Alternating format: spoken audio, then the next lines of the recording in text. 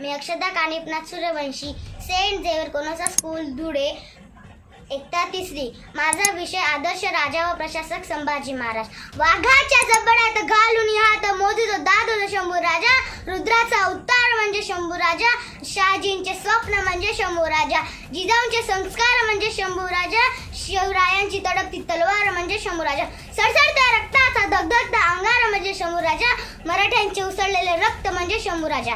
शेरगावी बिकते नहीं कुत्तों के बाजार में, अरे शेरगावी बिकते नहीं कुत्तों के बाजार में, और बिकने वाले टिकते नहीं शंभू राजा के दरबार में. तुम्ही कधी जगाच्या इतिहासाकडे मागे वळून पहा. कित्येक राजे झाले, महाराजे झाले, बादशाह झाले, पण या सर्वांमध्ये एक गोष्ट मात्र समांतरच होती. ज्या राजाकडे बौद्धिक सामर्थ्य जास्त होतं त्याच्याकडे तुलनेने शारीरिक सामर्थ्य कमी होतं, आणि ज्या राजाकडे शारीरिक सामर्थ्य जास्त होतं त्याच्याकडे तुलनेने बौद्धिक सामर्थ्य कमी होतं.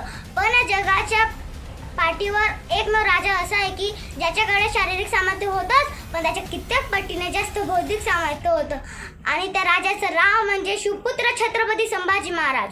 इतिहासाच्या पानोपानी स्वअक्षरात कोरले गेले नाव म्हणजे छत्रपती संभाजी राजे.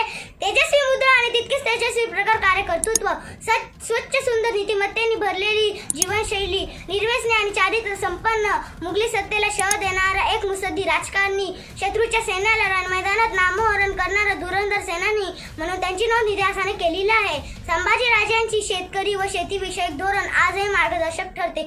महसुलाची वसुली, वतनदारावर जरब, नद्यांचे पाणी आडून कालव्याद्वारे शेतीला देणे, दुष्काळात कर्जमाफी, सारा माफी, शेतकऱ्यांचा सन्मान, शेतकऱ्यांना चांगल्या प्रतीचे बियाणे उपलब्ध करून देणे इत्यादी उपाययोजनांमुळे त्यांच्या राज्यात शेतकरी सुखी होते. सर्व हक्क अधिकारांपासून वंचित ठेवलेल्या स्त्रीला संभाजी राजाने सन्मान दिला. संभाजी राजाने भारतीय समाजात शोषणाचे मूळ असलेली जाती व्यवस्था व स्त्री दास्य नाकारले. त्यांनी आपल्या राज्यात नेमणुका देताना जातपात न पाहता फक्त कर्तव्याच्या आधारे नेमणुका केल्या. हलक्या समजल्या गेलेल्या जातीच्या लोकांना त्यांनी महत्त्वाची पदे दिली. ते धर्मवीर नव्हते तर स्वातंत्र्यवीर होते. सामान्य जनतेप्रती त्यांची बांधिलकी, अभ्यासवृत्ती, बेडर वृत्ती, आत्मविश्वास व मुत्सद्दीपणा यासह वरील सर्वच गोष्टी अनुकरणीय आहेत. ते आदर्श स्वराज्य रक्षक होतेच, पण उत्तम प्रशासक देखील होते. पाहुणी शौर्य तुझ्या पुढे मृत्यूवी नतमस्तक झाला, पाहुणी शौर्य तुझ्या पुढे मृत्यूवी नतमस्तक झाला, स्वराज्याच्या मातीसाठी माझा शंभू अमर झाला, स्वराज्याच्या मातीसाठी माझा शंभू अमर झाला. धन्यवाद.